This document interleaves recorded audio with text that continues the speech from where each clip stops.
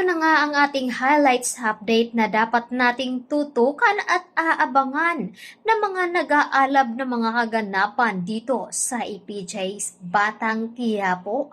Matapos ngang puntahan ni Ramon ang kanyang dating kasamahan upang mabigyan sila ng magarang armas na gagamitin at dito nga ay muli ngang nagkakaharap ang dalawa.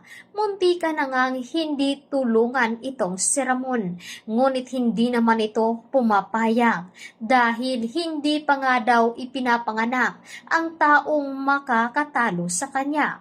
Hanggat nabubuhay nga daw ito ay siya pa rin ang maghahari ng buong Quiapo.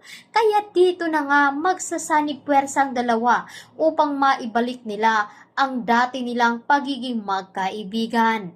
Samantalang, dito na nga si Tanggol ay sinubukan ngang hanapin si Divina at pumasok nga ito sa loob ng hotel ng mga Mondragon.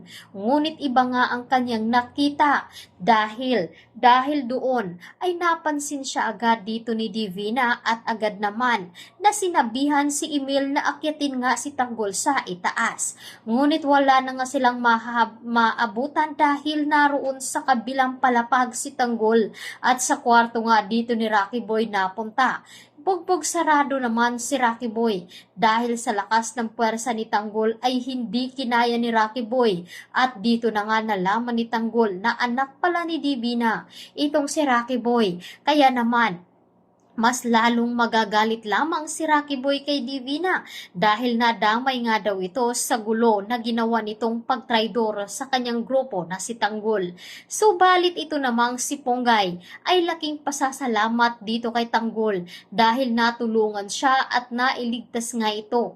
At ngayon ay naniniwala si Ponggay na mabait na tao nga si Tanggol at napagbintangan lamang ito ng mga gerero. At ngayon ay malalaman na nga ni Ponggay na kasabwat rin itong si Miguelito at nagkaroon din sila ng pagkikita dito ni Dimples. Kaya isa-isahin nga dito ni Ponggay na makamit ang hustisya alang-alang sa kanyang kapatid. At dito na hihingi ng tulong si Ponggay na tulungan na pagbabayarin itong si Brando pati si Rocky Boy sa nangyari dito kay Dimples. At dito na nga ay nagtangka na nga ang tumakas ang mga ito at isasagawa na nga ang plano dito na ilipat sa City Jail si Don Julio at Franco.